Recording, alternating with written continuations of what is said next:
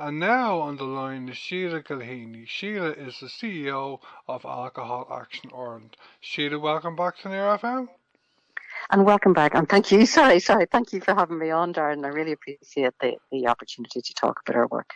Okay, Sheila, I last spoke to you on radio around 2 months ago. We did two interviews in the space of a couple of weeks back then. One interview that we did in March was on Brain Awareness Week 2023, and the other interview we did back then was on an issue that I believe has grown since then, and that is on the issue of alcohol companies marketing their main brand names through the marketing of zero alcohol drinks. Sheila, as it has been 2 months since our last interview on this topic, could you start off by telling our listeners, for those who don't know, about what your problem in Alcohol Action Ireland is with alcohol companies marketing zero alcohol drinks? So, just to take a step back, actually, that we have legislation in place, the Public Health Alcohol Act, which was passed back in 2018. And the purpose of that act was actually basically to try and reduce the amount of alcohol that we were using. And it was doing that through a number of measures. And one of the measures was about trying to reduce the level of alcohol advertising that we would see. So alcohol advertising is currently banned on public transport, on outdoor posters, close to schools, within 200 metres of schools or public playgrounds or public parks. And it's also banned on the field of play during a sporting event. So, and it's also banned, I should just add, in shops. Unless it's within what you might call the alcohol zone of that shop. Now, what we have seen, since those restrictions came into place, is a proliferation of advertising of zero alcohol brands using very similar, if not identical, branding to those of their parent brand. So what we really see is that in all of those places that I've just indicated, on the buses, on the field of play, we see very prominent advertising for zero alcohol brands.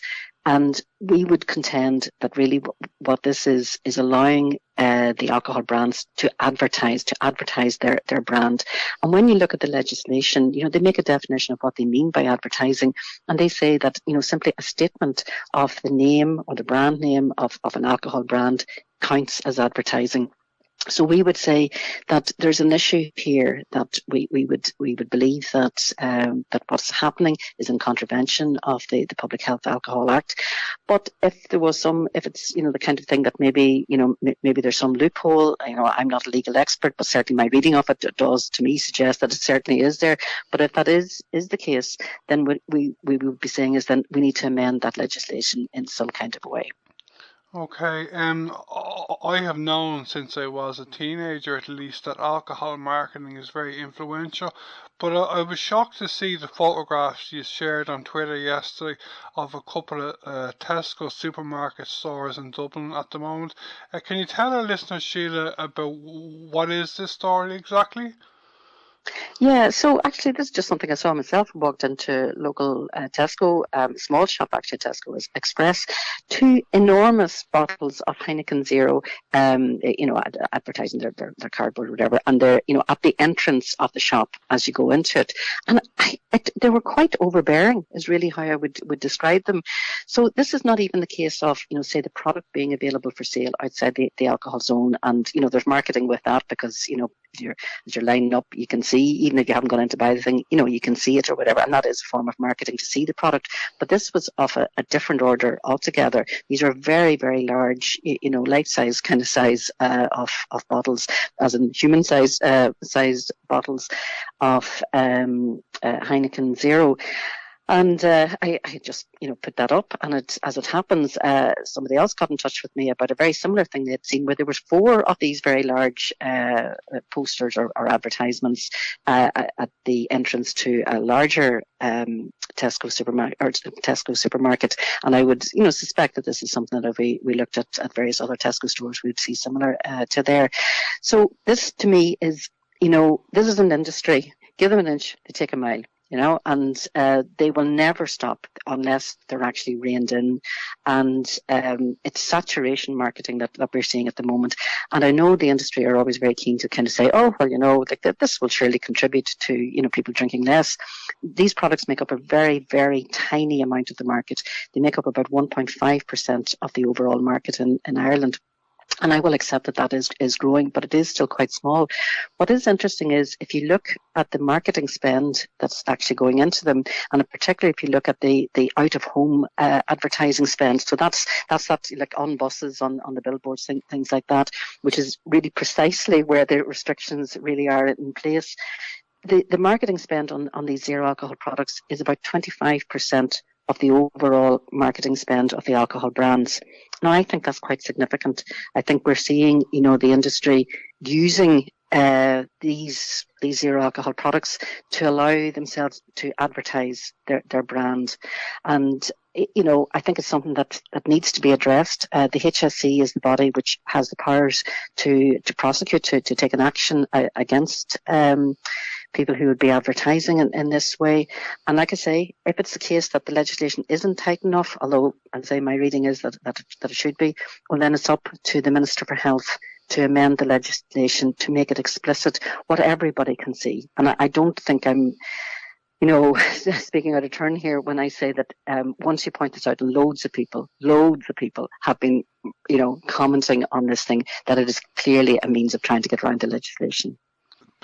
Bearing in mind that this overall issue has been going on now for at least a few months, I think. I know we had the 6 or 7 Nations Rugby Cup recently. And bearing in mind as well, Sheila, that the DAW stops for its summer recess. I think it's 4 or 6 weeks. Can you tell me, do you have any hope that the situation is going to change before the DAW summer break, or what's the story? Well, our position is we have lodged complaints with the HSE Environmental Health Service on that. I actually just lodged one yesterday evening in relation to the Tesco one. So I'd be interested to see what response we get back on that. We are making a plea. We have contacted the Minister about this, really asking him to look at this carefully. And something, it's not just us who would be saying this. The World Health Organization actually issued a policy briefing document on what they call no-lows. So they were talking both about zero alcohol products and also low alcohol products. And, they made really essentially a lot of the points that we would be saying, that there's a number of concerns about them. First, there's the marketing of them, that where you see them being marketed in areas that they shouldn't be in. They're products that aren't suitable for under 18s, for children, and yet there's nothing on them to say that they're not suitable for children. Children are most definitely seeing them because they're being advertised everywhere. And there's no legislation to say, that would say these can't be sold to children. Now, I actually do accept that a lot of shops don't sell them to children, but there's nothing to actually stop that being the case. There's also a whole issue about, are these products that are suitable for people who perhaps are in recovery? And there's quite a lot of concern, from treatment centres and from people who are in recovery are saying, actually, the advertising that they're seeing for these things are quite triggering, and even the product itself, they would say, is not suitable. There's also evidence that shows that children who are being exposed to this type of advertising are increasing their brand recognition. And so these are all the things that, we would say, and we have written to the Minister, and we actually have a meeting coming up with Minister Hildegard Naughton, who's the Minister for Public Health and responsible for the drug strategy. Again, pointing to the concerns about these issues. Yeah, I have heard in AA Alcoholics Anonymous that it's not recommended, like zero alcohol drinks, because there is apparently, I think, a touch of alcohol in them. I'm not sure if this has changed in the last few years, but I know, well, I've heard traditionally anyway, non-alcoholic drinks still have a touch of alcohol. Is that still the case, do you know?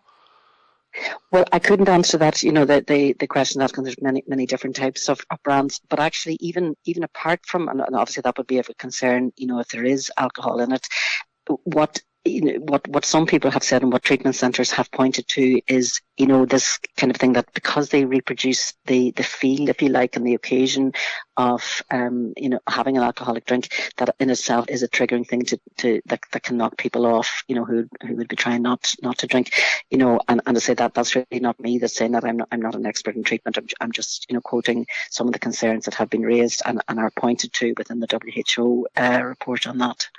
So just to finish up, come towards the end of the interview, Sheila, it's possible that this issue could be still here in the autumn, and it might need the Minister for Health, if he's willing to bring in an amendment to the Public Health Alcohol Act. That could happen, could it? Well, it's always open to the minister to make amendments, to the act, and amendments get made all the time to legislation. It's actually not an enormous thing to be able to do it. What it takes is political commitment to actually do it as well. And I think really to recognise the issues that we're putting forward here,